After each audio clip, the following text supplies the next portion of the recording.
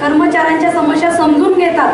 कारण मी सरांकडे जाते आणि सरांना सतत सांगते, सर असं आहे तसं आहे, आता मोठा वेतन आयोग लवकरात लवकर लागू करावा यासाठी आम्ही माननीय मंत्री महोदयांना शासनाला निवेदनही दिलेलं आहे.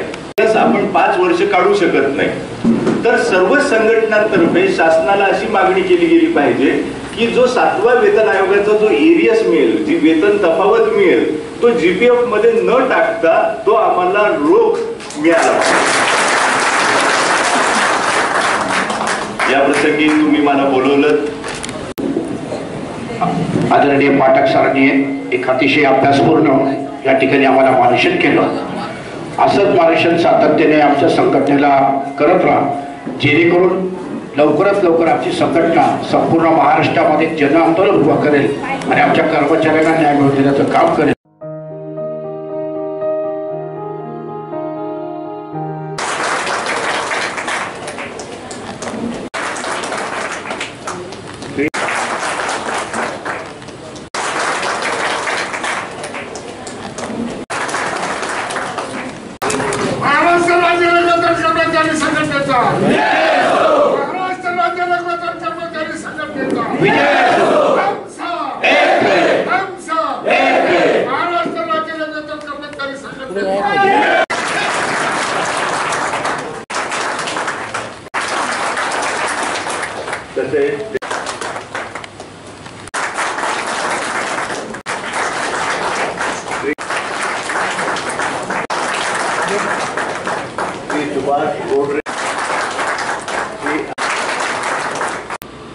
महत्वामध्ये आपण आता मी फक्त या वारस हक्क या संदर्भामध्ये बोलणार आहे.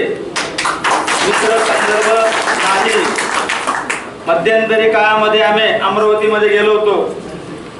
तिथं पण अमरावतीचा असाच मेळावा झाला होता, पण त्यांनी आपला वारस हक्काचा संदर्भ 14 येथे ठेवला होता.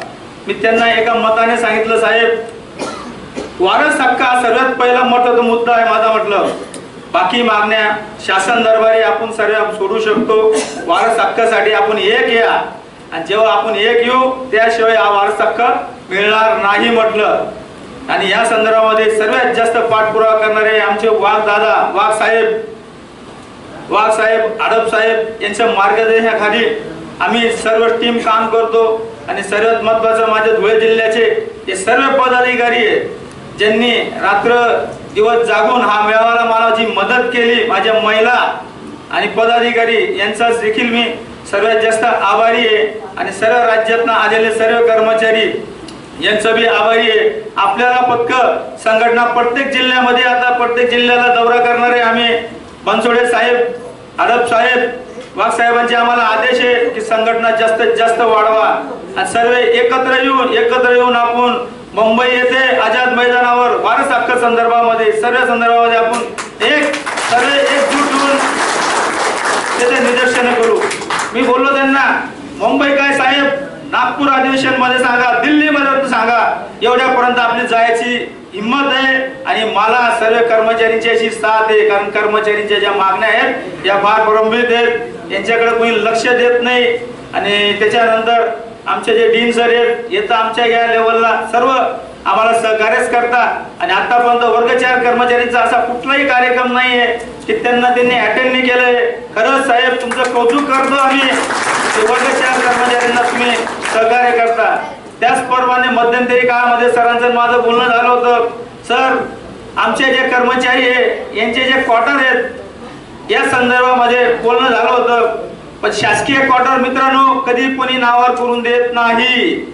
शासनाची जी जागा असते त्या जागे संदर्भामध्ये ज्या शासकीय अधिकाऱ्यांकडे आपण काम करतो त्या शासकीय अधिकाऱ्यांच्या अखत्यारीत राहून तिथला जो भूखंड असतो तो साहेबांच्या माझं बोलणं झाल्यानंतर साहेबांनी मला एका शब्दाने सांगितलं, तू वो तयारी कर, मैं मेरे लेटर पैड पे भेजता और मैं करता. एवढा मोठा त्यांनी मला हे दिलं. या अशा गोष्टी करणारे फार कमी असतात. म्हणून आपण सर्व गोष्टीला आपण संगे आलो. आणि सर्वात महत्वाचं एकच सांगणं आहे माझं, जे आपण सर्व एकजूट व्हा. आपने रखी हुई है, चाहे तो सभी हैं क्योंकि आपके हक में मैं देखिए आपकी 13-14 मांगे, उसमें काफी 3-4 तो शायद मेरे ऑफिस से ही संकलित है, वो तो हम पूरा करने का प्रयास करते हैं. उसमें उसमें कुछ ना कुछ खामियां रह जाती हैं तो शायद परेशानी होती है, क्योंकि कागज की पुष्टता नहीं होगी या कुछ लीगल इश्यूज तैयार हो गए होंगे उसमें, तो वो थोड़ी परेशानियों का सबब होता है। और परेशानी ऐसी कि समय बहुत लग जाता है फिर अगर न्यायिक प्रक्रिया में।